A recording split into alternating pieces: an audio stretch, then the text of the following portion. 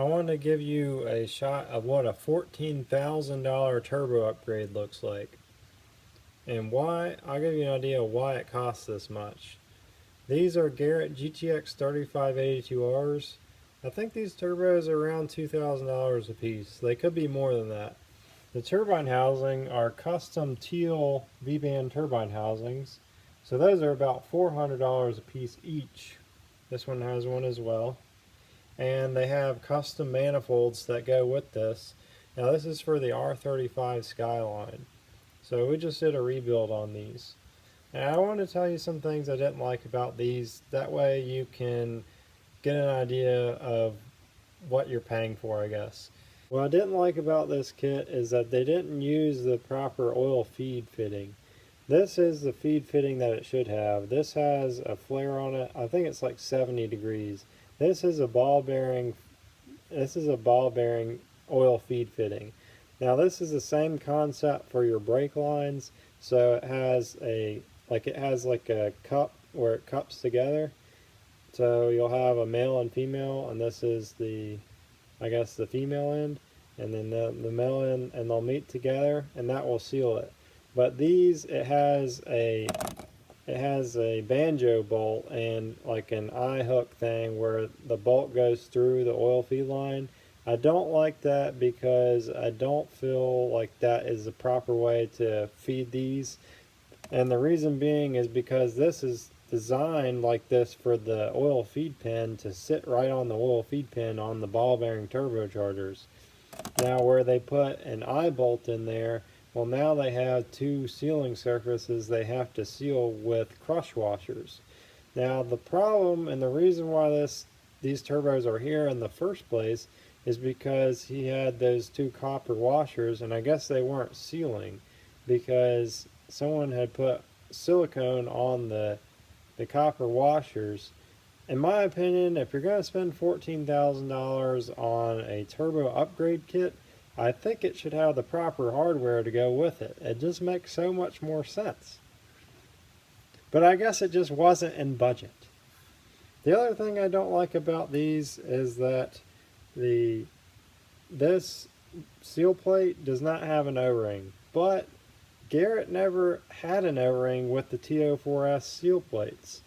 So you got to have somebody that's going to or willing to machine this seal plate for the O-ring. So I did that just to make it a little bit better and to ensure that this compressor housing will seal against the seal plate. Also, if you need a seal plate, we do have these for sale. They are aluminum. These on this turbo are stainless steel.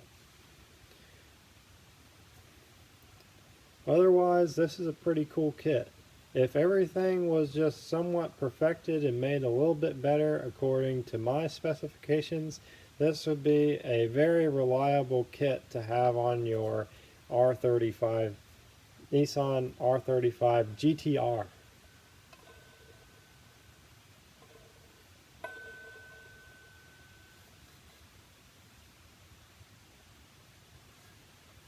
Here's one last look at the other side of the turbo with the odd outlet.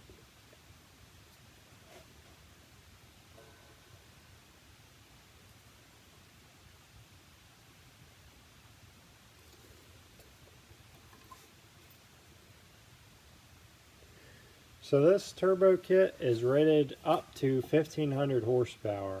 That's on E85 or race fuel. It's rated at 1100 horsepower on pump gas, which is actually pretty impressive for pump gas. I figured you'd have to go with race gas. That's all for this video. Thanks for watching, and I hope to share with you more expensive turbo videos. There's still one turbo video I have not made, which is on a Nissan R35 GTR that has a $19,900 turbo upgrade. And I think that's the most expensive upgrade that I'm aware of. Now, guess how much horsepower the $19,000 upgrade is good for? The answer is 2,000 horsepower, because I need that on the street. If you need a rebuild kit for your ball bearing turbochargers or replacement parts, We do have those on our eBay store, so I recommend you go and check those out if you're needing those. These are the exact kits that I use in all of my builds, and I've probably went through about 500 or 600 of these. So everything in these kits I know is very good quality. This one right here is a 28R, this one's a 3076R. I also put together a GT35R kit. I make these kits exactly the way that they need to be. As in, you have parts just for the 28R here.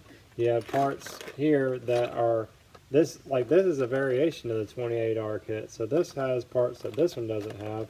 And then in some cases you can have vice versa. Like the 35R kit has a different heat shield than the 28R kit. You'll have a 3576R, which is basically a 35R kit that has a 3076R heat shield.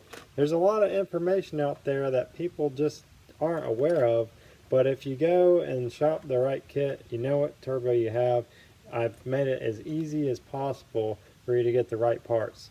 Now say you want a ball bearing kit, but you don't need the cage. Well, we have that too. You can just buy the seal kit and save yourself a lot of money without having to buy the most expensive part of the rebuild kit. That's all for this video. Thanks for watching. I hope you learned a whole bunch of stuff in this one, and stay tuned and be subscribed if you want to learn more about turbochargers.